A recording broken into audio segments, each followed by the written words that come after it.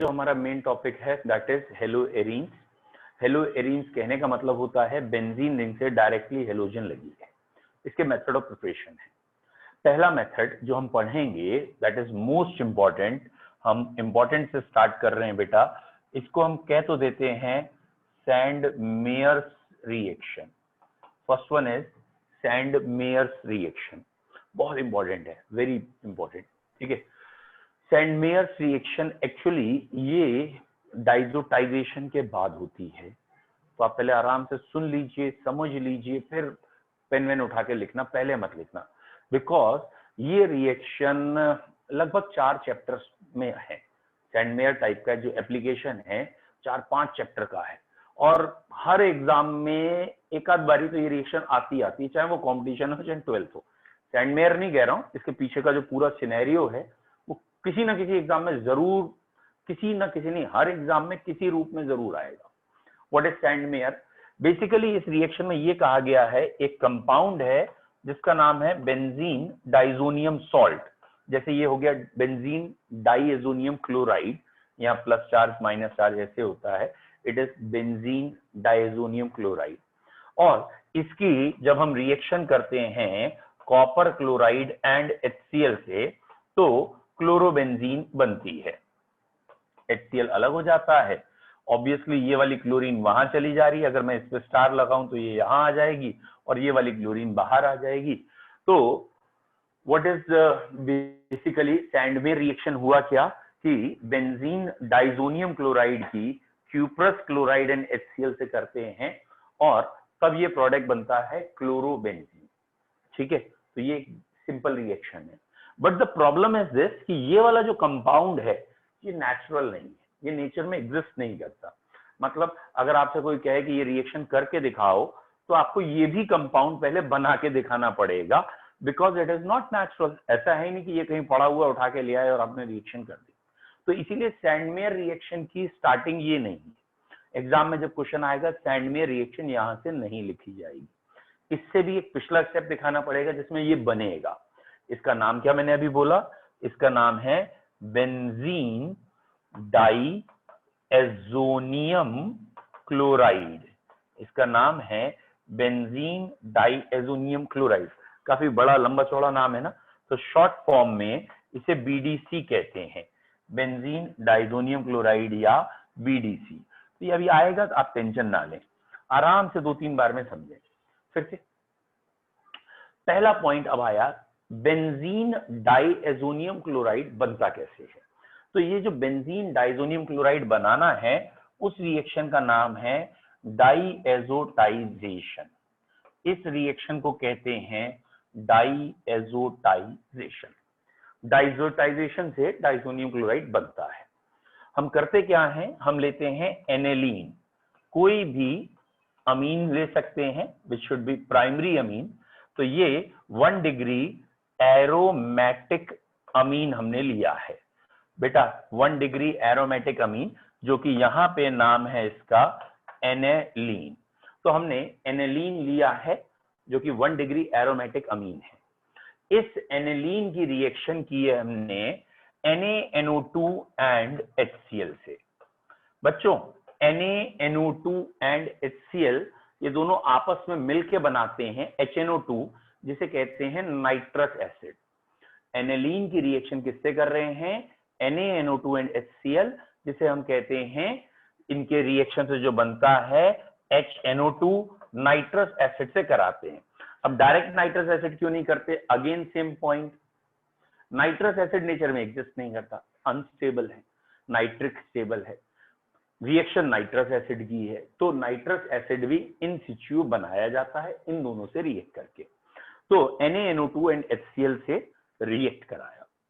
बच्चों NaNO2 and HCl से react कराते हैं at 0 to 5 degree centigrade. Simple भाषा में कहना चाहते हैं आइस कोल्ड कंडीशन है, काफी लो टेम्परेचर में। लो टेम्परेचर क्यों? ये प्रोडक्ट बना जिसे हम कहते हैं डाइजोनियम सॉल्ट या डाइजोनियम क्लोराइड। अगर Cl लगा है तो डाइजोनियम क्लोराइड। तो एक्चुअली ये जो N2 यहां रुका हुआ है ये इस बेंजीन रिंग की रेजोनेंस की वजह से रुका है। अगर यही एलिफेटिक प्राइमरी अमीन तुमने लिया होता तो एलिफेटिक प्राइमरी अमीन में HNO2 या वही NaNO2 एंड HCl से अगर तुमने रिएक्शन की होती बेटा, तो इस रिएक्शन में ये बनता, लेकिन ये अनस्टेबल होता और ये तुरंत टूट जाता कार्बोकैटाइन में। तो जब हम अभी और आगे अल्कोहल रिएक्शन पढ़ेंगे और आगे चैप्टर पढ़ेंगे, तो ये वाली रिएक्शन प्राइमरी अमीन की HNO2 से कम 5 बारी आ जाएगी। ठीक है, कि प्राइमरी अमीन HNO2 कर रहा है, सेकेंडरी अमीन HNO2 कर रहा है, एरोमेटिक अमीन HNO2 करता है, तो ये कई बार रिएक्शन है, इसलिए इंपॉर्टेंट है। तो आपको मैं क्या कह रहा हूं बेटा अभी इसको तो दो छोड़, ठीक है, अभी इससे तो तुम्हें मतलब नहीं है। अभी आप ये पॉइंट पढ़ें, व्हाट इज डाइएजोटाइजेशन। डाइएजोटाइजेशन क्या है कि एनेलीन हमने ली है, दिस वन इज एनेलीन, जिसे हम 1 डिग्री या प्राइमरी एरोमेटिक अमीन कहते हैं। तो प्राइमरी एरोमेटिक अमीन या जो एनेलीन है उसकी रिएक्शन हमने लैब में काहे से करा रहे हैं, NaNO2 एंड HCl से।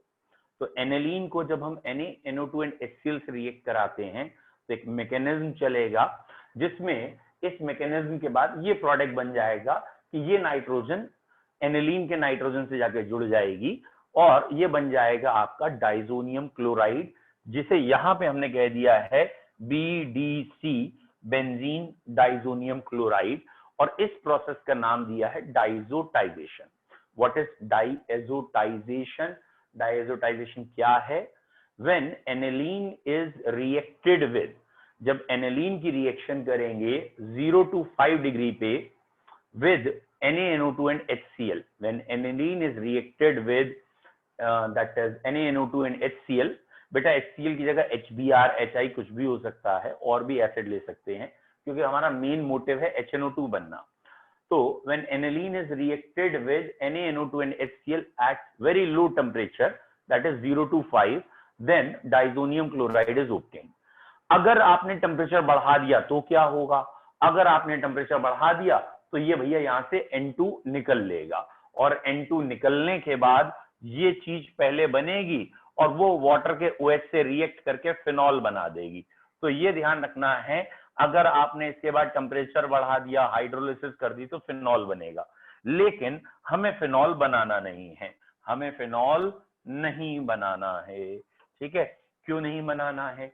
क्योंकि ये जो बना है ना डाइजोनियम क्लोराइड, ये है तो आर्टिफिशियल, लेकिन it is very important conversion और कन्वर्टिंग एजेंट, कि हमें क्लोरोबेंजीन, ब्रोमोबेंजीन, आयोडोबेंजीन, फिनॉल कुछ भी बनाना हो, इससे जल्दी बन जाता है।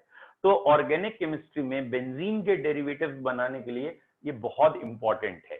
तो इसलिए मैंने आपसे कहा इसको स्पेशली याद रखना है, डाइजोटाइजेशन प्रोसेस को। डाइजोनियम क्लोराइड जबकि नेचुरल नहीं है, लैब में बनाते हैं, फिर भी ये एक स्पेशल चैप्टर की तरह हम अलग से लास्ट में पढ़ते हैं, क्योंकि इससे कन्वर्जन एरोमेटिक के बड़े काम के हैं।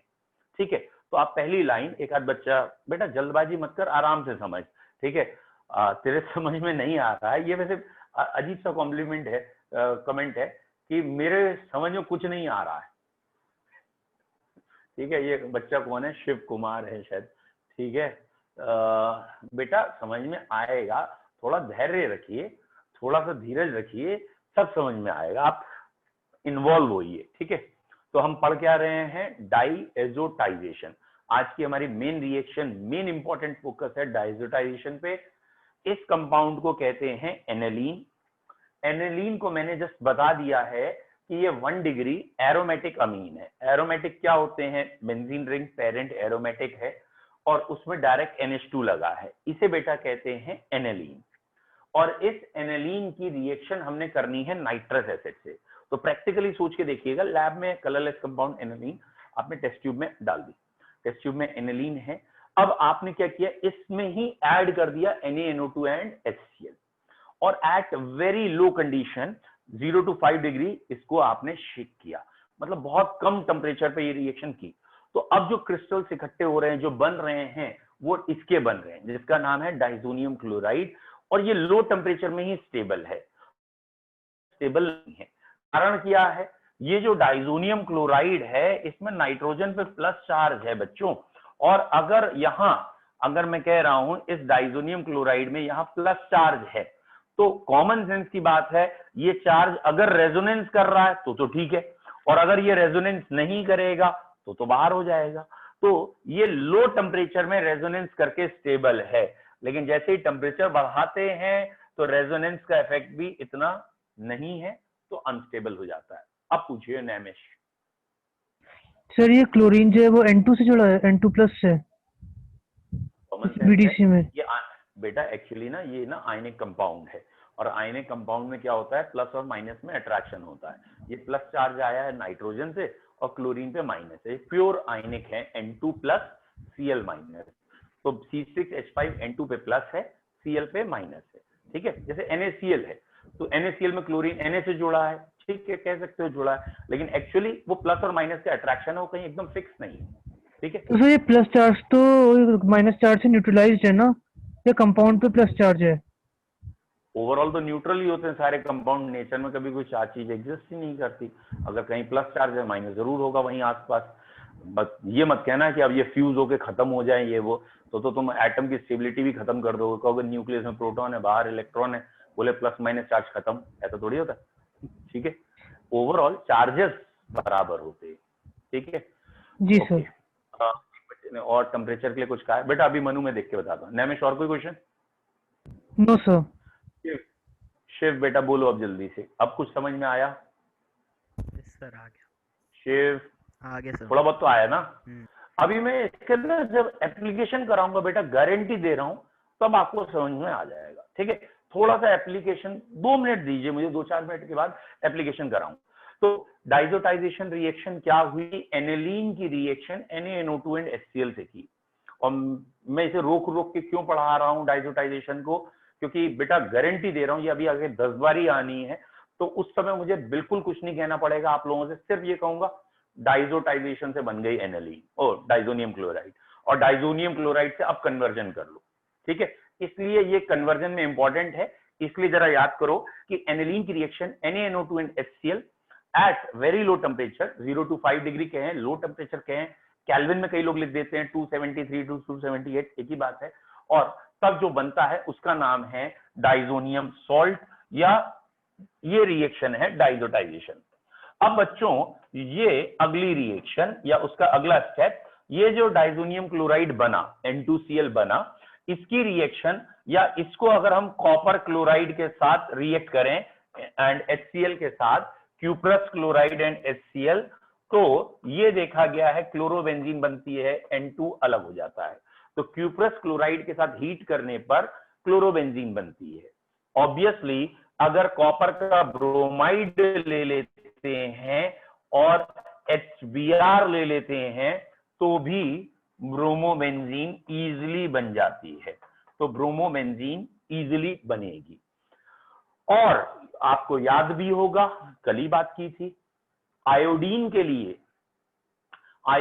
लिए हमें कैटलिस्ट की भी जरूरत नहीं होती, क्योंकि HI खुद में ही हाईली एसिडिक है, खुद में ही आयंस बनाने में सफिशिएंट है। तो HI अगर आपने लिया है बेटा, अगर आपने इस रिएक्शन में HI या KI लेके हीट कर दिया है, K इसलिए क्योंकि उसका सॉल्ट है तो रिएक्शन फास्ट हो जाती है, तो डायरेक्ट आइडोबेंजीन बन जाएगी और नाइट्रोजन अलग हो जाएगी। तो हमने सैंडमेयर रिएक्शन में ये 3 चीजें दिखानी है। जब हम सैंडमेयर रिएक्शन की बात करेंगे तो बेसिकली पहली और दूसरी रिएक्शन ये सैंडमेयर है। बच्चों होता क्या है ना, कुछ रिएक्शंस या कुछ केमिकल कंपाउंड दूसरे कंपाउंड में चेंज आसानी से नहीं हो रहे थे, तो लैब में साइंटिस्ट को कुछ स्पेशल टेक्निक लगानी पड़ी। जैसे एनिलीन से क्लोरोबेंजीन आसानी से नहीं बन रही थी, तो किसी साइंटिस्ट ने बताया कि नहीं भाई इसका डाइजोटाइजेशन करो। अब ये जो कंपाउंड बना है जो नेचर में नहीं था, अब ये जो बना है इससे क्लोरोबेंजीन बनेगी। कैसे बनेगी? कॉपर क्लोराइड ले लो, कॉपर क्लोराइड लोगे तो क्लोरोबेंजीन बन जाएगी, या कॉपर ब्रोमाइड ले लोगे तो ब्रोमोबेंजीन बन जाएगी। तो ये दोनों रिएक्शन सैंडमेयर की देन थी, ये रिएक्शन कहलाती है सैंडमेयर रिएक्शन। KI वाली रिएक्शन सैंडमेयर नहीं है, ठीक। अब बेटा जब सैंडमेयर रिएक्शन हुई तो बाकी साइंटिस्ट को भी ये चीज समझ में आई। तो एक आध साइंटिस्ट ने अपना और दिमाग चलाया और उसने ये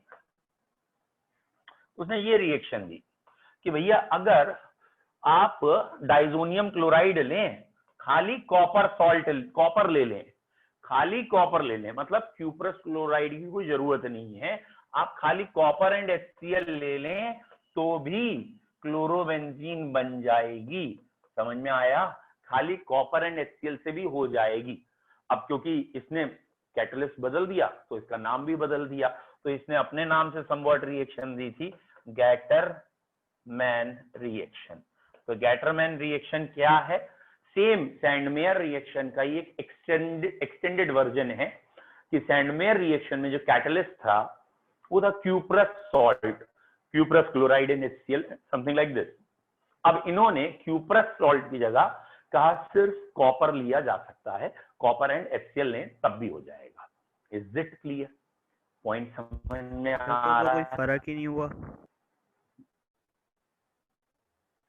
वेरी गुड, ये बात की आपने बेटा। अब जरा थोड़ा सा ध्यान से देखना, हल्का सा ध्यान से देखिए। सैंडमेयर ने एक कैटलिस्ट, एक प्रोसेस लिया था, उसमें कॉपर नहीं, कॉपर का क्लोराइड लिया था। तो क्यूप्रस क्लोराइड एक अलग स्टेबल केमिकल कंपाउंड है, तो क्यूप्रस क्लोराइड से रिएक्शन करानी पड़ रही थी। इसने आके गैटरमैन ने क्या कहा? इसने कहा काहे तुम इतना खर्चा करवा रहे हो भाई हमारा, हम कॉपर का क्लोराइड काहे लें, अगर कॉपर से भी इस स्टेप के बाद रिएक्शन हो सकती है। तो सैंडमेयर का पहला स्टेप उसने कॉपी किया, दैट मींस उसने क्या बनाया? डाइजोनियम क्लोराइड ही बनाया। लेकिन डाइजोनियम क्लोराइड बनाने के बाद कैटलिस्ट चेंज करके रिएक्शन कराई, जो कि एफिशिएंसी बढ़ाने के लिए, जो कि पहले से सस्ता, एफिशिएंसी ज्यादा, कॉपर एंड HCl लिया, तब बन गया। तो बस इसलिए क्योंकि एफिशिएंसी बढ़ जाती है तो नाम भी चेंज कर दिया उसने, अपने नाम से दे दिया। Is it clear? So both Sandmeyer and Getterman are almost neck to neck, almost same. But Getterman is basically, you can say, improvisation of Sandmeyer, extension of Sandmeyer. ठीक है बच्चों, आप लोगों को वीडियो साफ आ रहा है या ब्लर आ रहा है? ब्लर आ रहा है। सब ब्लर आ रहा है। ब्लर है। सभी को ब्लर आ रहा है? सब ब्लर आ रहा है और अटक भी रहा है। एक सेकंड रुकिएगा, जस्ट एक मिनट देखना बेटा, ब्लर आ रहा है आप एक मिनट रुको, मैं सही हो गया या कनेक्शन चेंज करके देखूं? क्लियर सही हो गया, सही हो गया। Thank you. थोड़ा पहले बेटा तू बता देता, मुझे ब्लर आ रहा तो मैं पहले साफ कर देता। चलिए ठीक है। और अभी अब मैं अगर होगा तो एक बार कनेक्शन चेंज करके देख लेंगे। चलिए नेक्स्ट। सर गैटरमैन ने सी मतलब BR के साथ नहीं कराई? हाँ सही में, कॉपर प्लस HBr बेटा वही है। मतलब उसने ये कहा कि अगर कॉपर एंड HBr ले लिया तो ब्रोमोबेंजीन बन रहा है, और कॉपर एंड HCl लिया तो क्लोरोबेंजीन बन रहा है। तो उन्होंने खाली इंप्रूवमेंट किया, जस्ट क्यूप्रस क्लोराइड की जगह कॉपर से रिएक्शन करके दिखा दी इन प्लेस ऑफ क्यूप्रस। और इवन NCERT में भी ये मेंशन है, अभी दिखाएंगे हम, कि it is extension of Sandmeyer reaction. उसी का एक अल्टरनेटिव पाथ बताया है सैंडमेयर, कॉपी सैंडमेयर की है। ठीक है नाउ, अब एक पॉइंट हमारा मैकेनिज्म का है। ठीक है हाँ बेटा, मैकेनिज्म से ही याद आया, कल मैंने आप लोगों के लिए एक्स्ट्रा क्लास लगी है। टुमारो इज सैटरडे मैंने पहले ही कहा था, एक तो कंपटीशन मैच चलेंगे या आपके प्रॉब्लम सेशन चलेंगे, डाउट्स चलेंगे। तो कल हमारी रेगुलर क्लास नहीं होगी, लेकिन रेगुलर क्लास के टाइम पे डाउट्स होंगे, डाउट सेशन होगा। मॉर्निंग में मैं आपका एक स्पेशल सेशन रखना चाहता हूं, if you all are agree. मेरे को उम्मीद है कि 10 से 12 के आसपास इस टाइम के बीच में 10 to 12, बोलिए क्या पॉसिबल है special session for mechanism of reaction के लिए? Yes sir. सबको पॉसिबल है? ठीक है, वेरी गुड। ठीक है, वो टाइप करके बताइए, ज्यादा अच्छा, क्योंकि सब लोग बोलेंगे तो सुनने में प्रॉब्लम आएगी ना। ठीक है, वेरी गुड, बहुत बढ़िया। तो कल हम 10 से 12 में अपना एक सेशन रखेंगे जो सभी के लिए है, ऑब्वियसली वो है मैकेनिज्म ऑफ रिएक्शन। ठीक है, मैकेनिज्म ही पढ़ेंगे। और इसमें बच्चों हम कई बच्चों को एक वर्ड्स में प्रॉब्लम है, इलेक्ट्रोफाइल, न्यूक्लियोफाइल, +M -M, ऐसी चीजों में प्रॉब्लम है। तो उसे नटशेल करके मैंने बनाया है, वो आप ही लोगों के लिए स्पेशल बना हुआ है, तो आपको होपफुली वो बिल्कुल समझ में आ जाएगा। ठीक है, तो कल हम 10 बजे का फिक्स करते हैं, मैं भी ग्रुप में डाल दूंगा कि 10 to 12, ठीक है, टेंटेटिव इसी टाइम पे हम रखेंगे। किसी को प्रॉब्लम हो मैसेज करके बताना। Now coming back to our topic, यहाँ मुझे मैकेनिज्म बोलना क्यों पड़ा, क्योंकि बेटा हमारे कोर्स में एक दो क्वेश्चन ये हैं कि ये है क्लोरोबेंजीन, बन गई जिस भी मेथड से आपने बनाई, या सैंडमेयर से, गेटरमैन से, या आपने जो कल मेथड पढ़ा था कि बेंजीन की क्लोरीन से करो FeCl3 से तो क्लोरोबेंजीन बनेगी। अब हमारे कोर्स में ये है कि क्लोरोबेंजीन की दोबारा क्लोरीन से कर रहे हैं, अब क्या प्रोडक्ट बनेगा। तो क्लोरोबेंजीन की जब दोबारा क्लोरीन से करेंगे तो कौन सा प्रोडक्ट बनेगा। तो बच्चों ये मैकेनिज्म पे डिपेंड करता है, और जिन बच्चों को ये पता है कि ये क्लोरीन +M ग्रुप है, ठीक है, अब ये पता है तो अच्छी बात है, नहीं तो कल पता लग जाएगा, ठीक है। ये क्लोरीन एक +M ग्रुप है, और +M group ortho and para directing होते हैं, ऑर्थो और पैरा पे अटैक करवाते हैं, तो इसीलिए दोबारा क्लोरीनेशन ऑर्थो और पैरा पे होगा, यानी दो प्रोडक्ट बनेंगे, ortho dichlorobenzene and para dichloro. नहीं पता है तो कल तक का वेट कर लो बस, कल मैं आपको +M -M और, हाँ बेटा +M नहीं पता क्या होता है। हाँ ये कल पता लग जाए, मैं ये कह रहा हूं अगर नहीं पता है तो एक दिन का आप मुझे टाइम दीजिए, कल मैं आपको इसके बारे में बता दूंगा, ठीक है। Now coming back to our topic, that is haloalkane and arene. बच्चों ऑर्गेनिक में ना पढ़ने से ज्यादा जरूरी है उसे अप्लाई करवाना। कहाँ गए मेरे भाई, फुल पेज कैसे हो गए तुम, यही होगा शायद, नहीं वो भी चला गया जो आ रहा था। चलो अब फुल पेज कैसे होता है ये कोई बताएगा, छोड़ो यार, तुम्हें दिख रहा होगा, नहीं तो दिख रहा हो तो अभी क्लियर कर देंगे। कहाँ यार, फिट टू स्क्रीन, चलो होगा। बच्चों अब अप्लाई करने की बारी है, ठीक है। नाउ पहला ये उस दिन भी बच्चों ने मुझसे पूछा था, सर बहुत ब्लर दिख रहा है, ब्लर दिख रहा यस यस बेटा, अभी तो वो स्क्रीन चेंज कर रहा हूँ, एक मिनट रुक जाओ, फिर उधर से कनेक्शन भी चेक करूंगा, ठीक है। ये मैंने अभी आपको सैंडमेयर रिएक्शन के बारे में बताया, गेटरमैन सैंडमेयर, एक मिनट रुकिएगा। नाउ ये वाले जो क्वेश्चंस हैं इन्हें देखना है, अभी मैं इसे फुल स्क्रीन करना चाह रहा हूँ। अच्छा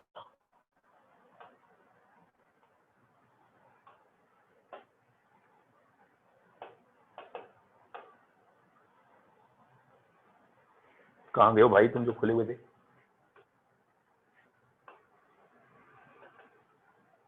इसे फुल स्क्रीन चेंज, ये भाई बंद करके ऑन करूं।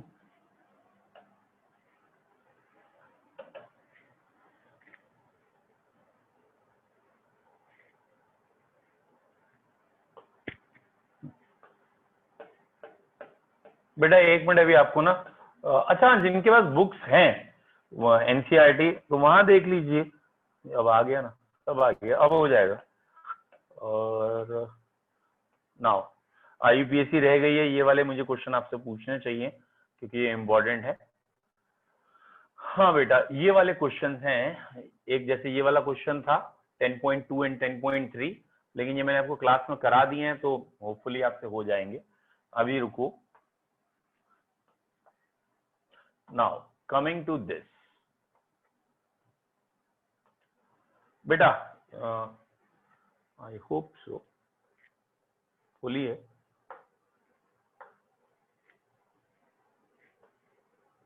बच्चों आई होप सो आपको दिख रहा हो, अभी ब्लर है सर, कनेक्शन चेक कर लीजिए एक बार। हाँ जी सर ब्लर है। एक मिनट रुको, मैं कनेक्शन चेक कर लेता हूँ जस्ट।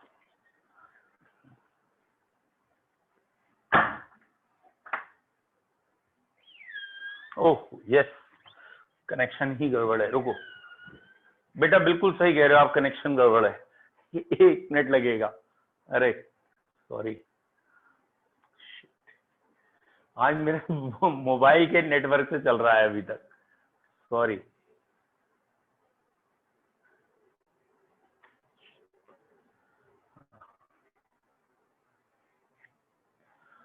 अभी मोबाइल के नेटवर्क से चल रहा था और एक आध मिनट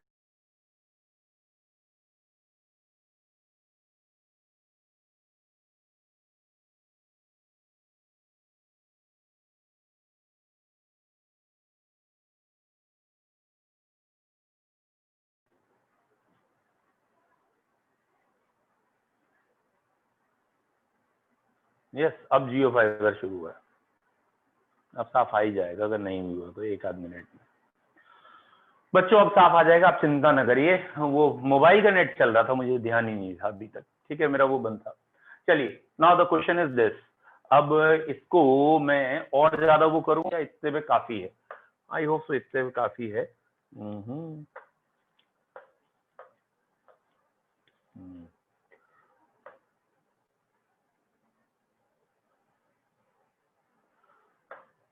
बेटा ये हमारा जो क्वेश्चन है, ठीक है, मुझे इसके टूल्स नहीं पता इसे कट कैसे करना है, लेकिन ठीक है, मुझे जितना आता है मैं उससे कर दे रहा हूँ।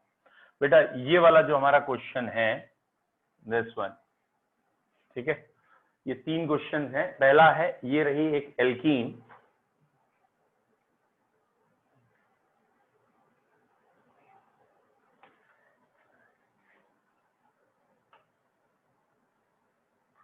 देखो ये 3 क्वेश्चन आपको कराने, एक ये और ये दोनों।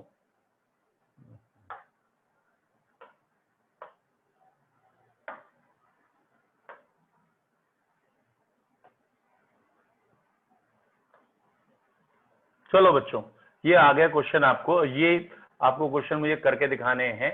पहला क्वेश्चन, पहले सिंपल से स्टार्ट कर रहा हूं, पहला आप नहीं पढ़ पाएंगे तो मैं ही पढ़ दे रहा हूं, ठीक है। Why is sulphuric acid not used during the reaction of alcohol with KI? Why is sulfuric acid not used during the reaction of alcohols with KI? ये आंसर सबको क्लियर है? मैं आंसर बता देता हूं। इसका आंसर है कि अल्कोहल्स जो होते हैं, अल्कोहल्स, ठीक है, ये अगर KI से रिएक्शन करते हैं, बेटा अगर ये KI से रिएक्शन कर रहे हैं और यहां मैंने H2SO4 ले लिया है, तो ये H2SO4 KI को ऑक्सीडाइज कर देगा I2 गैस में, आयोडीन में। तो H2SO4 is strong oxidizing agent and it can oxidize iodide ion into iodine। तो H2SO4 आयोडाइड को आयोडीन में चेंज कर देता है, तो ये वाली रिएक्शन हो ही नहीं पाती। तो ये वाला इंपॉर्टेंट क्वेश्चन है, याद रखना है आपको कि सल्फ्यूरिक एसिड का यूज क्यों नहीं करते हैं टू ऑक्सीडाइज, ठीक है, सल्फ्यूरिक एसिड का यूज क्यों नहीं करते हैं to react alcohol with KI? क्योंकि KI आयोडाइज हो जाता, ऑक्सीडाइज हो जाता है आयोडीन में, I2 में। पहला आंसर सबको क्लियर है। Second question, write structure of different dihalogen derivative of propane. Propane का मोनोहेलोजन होता है, एक H हटा के हेलोजन लगाना। अब हम बात कर रहे हैं प्रोपेन का डाइहेलोजन डेरिवेटिव, यानी 2 H हटा के क्लोरीन लगानी। कितने बन सकते हैं डाइहेलोजन डेरिवेटिव? तो प्रोपेन के अगर हम डाइहेलोजन डेरिवेटिव बना रहे हैं बच्चों, ठीक है, तो डाइहेलोजन डेरिवेटिव कितने बन सकते हैं? ये होता है बच्चों प्रोपेन, ठीक है, और मैंने कहा यहां पे ही 2 हेलोजन आ जाएंगी। फिर मुझे लगा कि ठीक है भाई, एक हेलोजन, दोनों हेलोजन यहां आ गई, इसका नाम आ गया 1,1 डाइक्लोरोप्रोपेन, इसका नाम आ गया 2,2 डाइक्लोरोप्रोपेन। और इसके बाद मुझे लगा कि चलो अलग अलग नंबर पे लगाते हैं, 1,2 डाइक्लोरोप्रोपेन आ गया, फिर 1,3 डाइक्लोरोप्रोपेन आ गया। तो ये 1,2 डाइक्लोरो आ गया, ये 1,3 आया। क्या इसके अलावा और कोई आपके दिमाग में आ रहा है? फिर से क्वेश्चन समझिए। हमने कहा है कि हमें हाइड्रोजन हटा के हेलोजन लगानी है, 2 हाइड्रोजन हटाने हैं, 2 हेलोजन लगानी है। तो डाइहेलोजन डेरिवेटिव ऑफ प्रोपेन बनाना है। प्रोपेन में ऑब्वियसली 3 कार्बन है और इनके हाइड्रोजन हटाने हैं। तो मैंने पहले यहां से दोनों हाइड्रोजन हटा दिए, तो 1,1 डाइक्लोरोप्रोपेन, फिर यहां से 2 हाइड्रोजन हटाए, 2,2 डाइक्लोरोप्रोपेन, फिर यहां से एक और यहां से एक हटाया, तो 1,2 डाइक्लोरोप्रोपेन, और फिर यहां से एक और यहां से एक हटाया, 1,3 डाइक्लोरोप्रोपेन। बताइए बच्चों, कोई और डेरिवेटिव आपके दिमाग में आ रहा है? 4 मैंने बनाए हैं, 5वां आ रहा है? बोलिए जल्दी से। क्लियर है ये 4 डेरिवेटिव? ये 4 डेरिवेटिव्स आपको क्लियर हैं? ठीक है, वेरी गुड। कोई बच्चा ऐसा जैसे कोई डाउट है, जल्दी पूछो। कोई डाउट है किसी को? Very good. नेक्स्ट, अगला क्वेश्चन मैं आपको क्लास में करा चुका हूं, अब कितने रिस्पॉन्ड टाइमली करते हैं। Among the isomeric alkene C5H12, बेटा C5H12 एक एल्केन है, ऑब्वियसली पेंटेन है। Identify the one that on photochemical chlorination yield, आप उसका नाम बताइए जो फोटो क्लोरीनेशन कर रहे हैं, फोटो क्लोरीनेशन करने के बाद सिंगल मोनोक्लोराइड दे रहा है यानी एक प्रोडक्ट दे रहा है, 3 आइसोमेरिक मोनोक्लोराइड दे रहा है यानी 3 मोनोक्लोराइड दे रहा है, और 4 आइसोमेरिक मोनोक्लोराइड दे रहा है। ये नाम बताने हैं और मुझे उम्मीद है आपको शायद याद आए। अरे वेरी गुड, बिल्कुल सही है बेटा, आपको याद आ गया, वेरी नाइस। ठीक है, यहाँ पे ठीक है, हमने ये बिल्कुल सही कहा है कि ये 5 कार्बन का एल्केन पेंटेन होता है और इसके 3 आइसोमर होते हैं, एक एन पेंटेन, एक आइसोपेंटेन और एक नियोपेंटेन। और बिल्कुल सही आंसर दिया है इन्होंने कि नियोपेंटेन का एक ही डेरिवेटिव बनता है, कॉपी खोल के पढ़ लेना, लिखाया है नियोपेंटेन इसको कहते हैं। सर और एन इस पेंटेन के 3 और आइसोपेंटेन के 4। Very good. और नियोपेंटेन पहला क्वेश्चन था, उसका एक ही बनेगा, और एन पेंटेन में 3 बनेंगे, 1 क्लोरोपेंटेन, 2 क्लोरोपेंटेन एंड 3 क्लोरोपेंटेन, 3 बनेंगे। और वापस अगर इधर करेंगे तो फिर से 2 क्लोरो हो जाएंगे। और आइसोपेंटेन के 4 बनेंगे, इसके 3 बनेंगे, इसका 1, और आइसोपेंटेन के 4 बनेंगे। आई होप सो ये क्वेश्चन क्लियर है। अब आ रहा है बेटा मेन क्वेश्चन। ठीक है, now the main questions are, अब आपके लिए असली क्वेश्चन स्टार्ट कर रहे हैं बेटा। इस क्वेश्चन, ये क्वेश्चन मुझे चाहिए सबसे इंपॉर्टेंट। ये दिख रहा है आपको, साइक्लोहेक्सेनॉल की SOCl2 से कर रहे हैं प्रोडक्ट बताया, ठीक है, दिख गया है पहला, साइक्लोहेक्सेनॉल SOCl2 से प्रोडक्ट, ठीक है। एक मिनट, यस, मैंने और थोड़ा बड़ा करने की कोशिश की है, अब तो शायद आपको दिख ही रहा हो।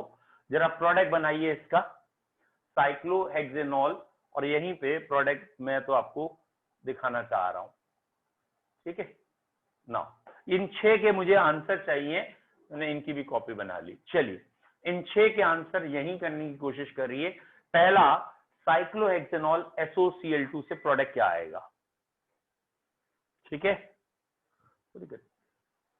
लाइट्स कम कर दे रहे हैं,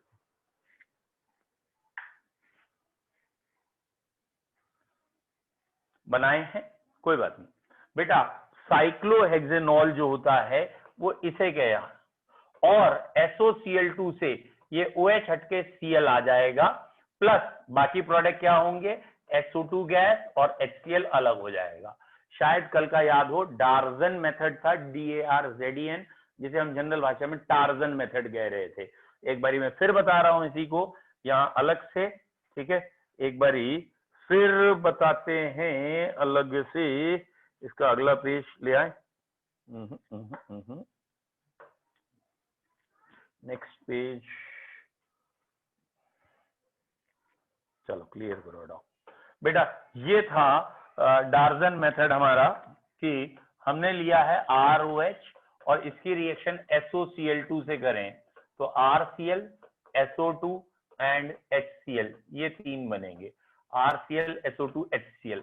और कल हमने याद करने के लिए ऐसे कहा था, इसे आप ऐसे लिख लें तो ये हो गया RCl, ये HCl, ये SO2, ये दोनों गैसेस थी तो ये उड़ जाएंगी, इसलिए इस मेथड का नाम हो गया डार्जन मेथड।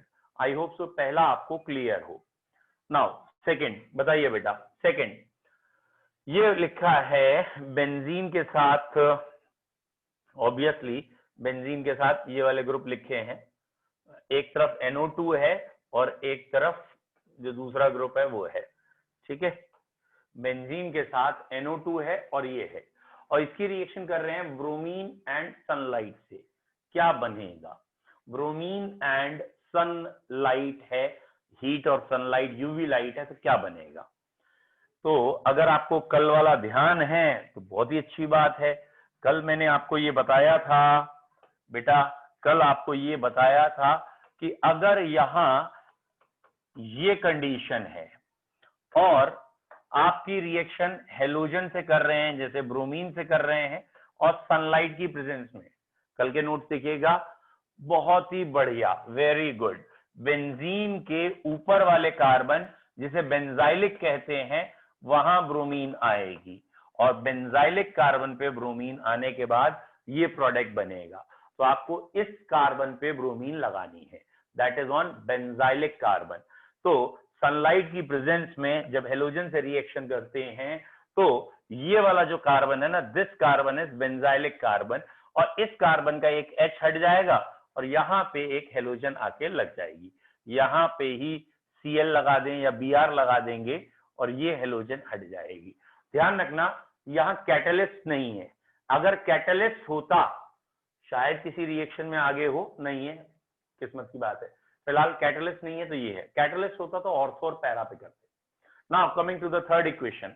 थर्ड में देखिए, बेंजीन से एक OH लगा है और एक ऊपर CH2OH लगा है, और कहा है प्रोडक्ट बताइए। बेंजीन से OH है और CH2OH है, प्रोडक्ट बताना है। बच्चों इसका आंसर ये है, HCl के साथ जब आप हीट करेंगे तो ये OH यहीं रहेगा, ये नहीं हटेगा, और ये वाला OH हटके Cl आ जाएगा। जब आप HCl के साथ रिएक्ट करेंगे तो वाटर निकलेगा, और ये वाला वाटर निकलेगा, और ये OH इसलिए नहीं निकलेगा क्योंकि ये वाला OH रेजोनेंस में है। फिनॉल या बेंजीन से डायरेक्ट जो OH जुड़ता है उसे फिनॉल कहते हैं। फिनॉल वाला OH रेजोनेंस में होता है तो वो ग्रुप नहीं निकलेगा। इसलिए कौन सा OH निकलेगा? जो बेंजाइलिक पोजीशन में है, उसका कार्बोकैटाइन स्टेबल है, इसलिए ये OH निकलेगा। Fourth question. सर इस रिएक्शन का नेम? बेटा ये तो ल्यूकास टेस्ट जो था ना, वही था कि अल्कोहल की HCl से रिएक्शन करते हैं तो क्या बनता है, तो ल्यूकास टेस्ट के हिसाब से प्रोडक्ट बन गया था। क्लियर है? Okay sir. नेक्स्ट फोर्थ तो बड़ा आसान है, लेकिन ये मैंने अधिकतर देखा है, ये फोर्थ वाला क्वेश्चन बच्चे गलत करते हैं। पता नहीं क्यों, रिंग आते ही उनके दिमाग में भी जीरो रिंग, मतलब नंबर भी जीरो ही आने, ये पहले से आ जाता है। जबकि इस क्वेश्चन में कुछ नहीं है, बड़ा इजी क्वेश्चन है। बेटा कर लिया आप लोगों ने? ये एक एल्कीन है और HI रिएक्ट कर रहा है। खाली आपको इतना करना है कि नेगेटिव पार्ट उस डबल बॉन्डेड कार्बन पे जाएगा जहां हाइड्रोजन कम है, और ये आंसर आपको बनाना है। पता नहीं क्यों अधिकतर बच्चे इसमें गलती करते हैं। यहाँ आयोडीन भी आएगा और यहीं पे ये ही आएगा। Is it clear? तो मैं इसे अलग से लिख देता हूं, यहाँ थोड़ा सा पेज में गड़बड़ हो रहा है तो अलग से बेटा लिख देता हूं। ओके, ये था अगला क्वेश्चन कि बेटा ये था क्वेश्चन कि ये एक एल्कीन है, ठीक है, और इसकी रिएक्शन HI से की गई, और इसकी जब HI से रिएक्शन की गई तो जरा इस कार्बन पे फोकस करेंगे और इस कार्बन पे, क्योंकि इन्हीं दोनों में डबल बॉन्ड है। इस कार्बन में 2 3 1 H लगा है, इस कार्बन की चारों वैलेंसी हो चुकी है, कोई H नहीं है। अब जब ये डबल बॉन्ड टूटेगा और सिंगल बॉन्ड बनेगा तो यहाँ पे आयोडीन आके जुड़ जाएगी। ये कार्बन था, कार्बन ही रहा, ये वाला कार्बन कार्बन ही रहा, और आयोडीन यहाँ जुड़ गई। दैट मीन्स ये डबल बॉन्ड हटा और एक तरफ H आ गया और एक तरफ आयोडीन आ गई, यहाँ H और यहाँ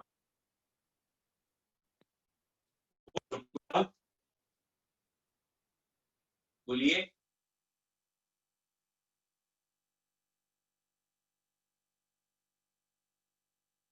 हेलो, क्लियर?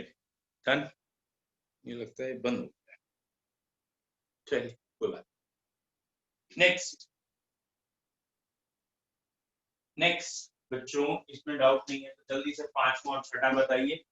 बेटा 5वां आपको शायद दिख गया हो, फेनकेल्स्टीन रिएक्शन है, और फेनकेल्स्टीन रिएक्शन एक हेलोजन एक्सचेंज का तरीका है। तो 5वां तो एक बहुत इजी है, और ये आ गया CH3CH2 और अलग हो गया NaBr। एसीटोन होता तो प्रेसिपिटेट हो जाएगा। फिलहाल 5वां फेनकेल्स्टीन रिएक्शन, और फेनकेल्स्टीन रिएक्शन में आयोडीन आ जाता है ब्रोमीन की जगह या क्लोरीन की जगह। दिस वन इज पेंटल्स्टीन रिएक्शन। और बेटा ये जो लास्ट सिक्स्थ है, चलिए एक बार आप खुद अटेम्प्ट करिए। ये वाला सिक्स्थ, ये भी गलत होने लायक क्वेश्चन है और बहुत अच्छे अच्छे बच्चे इस क्वेश्चन को गलत करते हैं, कोई बड़ी बात नहीं है। ठीक है बेटा, ये जो छठा क्वेश्चन है ये तो सभी लोग कई बार गलत करते हैं। ये देखिए क्या है। छठा क्वेश्चन ये था, इसकी रिएक्शन हम ब्रोमीन से कर रहे हैं और in presence of sunlight high temperature पर। तो बच्चों इसका सही आंसर ये, इसका सही आंसर ये है, चाहे ऊपर चाहे नीचे आप एक H हटा के Br लगाएंगे और ये H हटा के Br आपने कहां लगाना है, एलाइलिक पोजीशन। डबल बॉन्ड से अगला कार्बन ये या ये, एक ही बात है, यहाँ एलाइल पोजीशन होती है और हाई टेम्परेचर पे एलाइलिक सब्स्टिट्यूशन होता है। तो आपको याद रखना है, हाई टेम्परेचर पे एलाइलिक सब्स्टिट्यूशन कराइएगा और ब्रोमीन को एलाइलिक पोजीशन पे लगा। बोलो बच्चों, क्लियर है? किसी को डाउट है इसमें पूछिए जल्दी से। सर थर्ड वाली रिएक्शन दोबारा बता दीजिए। थर्ड वाली रिएक्शन, एक सेकंड बेटा। थर्ड थर्ड थर्ड थर्ड तो ये है बेटा कि अगर कहीं अल्कोहल है और अल्कोहल के साथ ये भी है, यानी बेटा ये कहा गया है थर्ड रिएक्शन में कि ये रहा अल्कोहल, बेंजीन की रिंग है, यहाँ OH लगा। तो ये वाला OH जो है ना, ये OH इस डबल बॉन्ड के साथ रेजोनेंस कर रहा है। रेजोनेंस क्या होता है वो कल पढ़ लेंगे हम एक बारी। यानी इस OH में और कार्बन में डबल बॉन्ड कैरेक्टर आ जाता है, जहां भी रेजोनेंस आती है वो चीज स्टेबल हो जाती है। तो ये OH टूट के अलग नहीं होता। और अगर बेटा ये OH निकल ही नहीं रहा यहाँ से, तो यहाँ तो रिएक्शन हो नहीं। उन्होंने एक और OH दे रखा है यहाँ, और ये OH आसानी से हट सकता है क्योंकि ये पोजीशन है बेंजाइलिक पोजीशन। बेंजाइलिक पोजीशन में इंटरमीडिएट में स्टेबिलिटी होती है, इसलिए OH हट के Cl। अब पूछो बेटा नैमिश। सर सिक्स्थ वाली बता दीजिए, समझ में नहीं आया। बेटा सिक्स्थ वाला जो केस अभी हमने डिस्कस किया था, बेसिकली उसमें हमने ये कहा है कि ये एक एल्कीन है, और वैसे तो कॉपी में भी देखना बेटा, मैंने कल ही लिखाया है, इसकी ब्रोमीन से रिएक्शन। अच्छा, इसको मैं ऐसे नहीं जैसे मैंने कॉपी में लिखा है पहले वैसे बताता हूँ।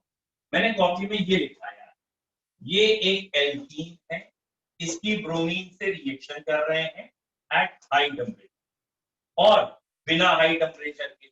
और ये कल भी बताया है, मुझे ध्यान है, अगर हाई टेम्परेचर नहीं लिया है, ब्रोमीन एंड CCl4 लिया है, एक एक ब्रोमीन आके जुड़ जाएगी और ये टेस्ट ऑफ अनसैचुरेशन होगा। लेकिन जब हम हाई टेम्परेचर ले लेंगे तो ये वाला H हट के Br आ जाएगा। कौन सा H हट के Br आया? डबल बॉन्ड के अगला कार्बन, ये वाली पोजीशन होती है एलाइलिक पोजीशन।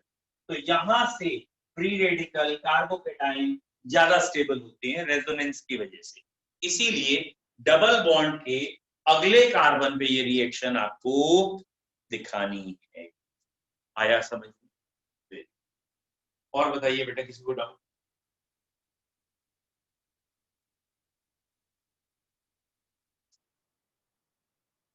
ठीक है सर CCl4 वाले में टेम्परेचर कितना होगा?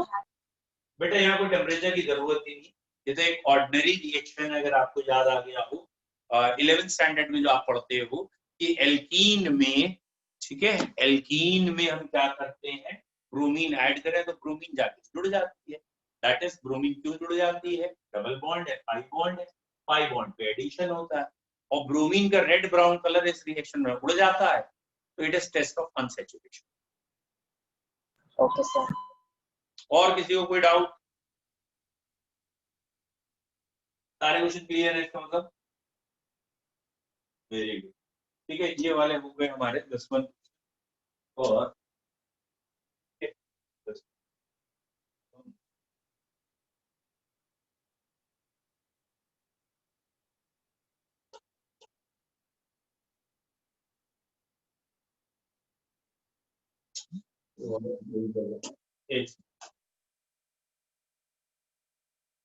चलिए ठीक है, फिर आज हम इतना ही रख रहे हैं अभी, क्योंकि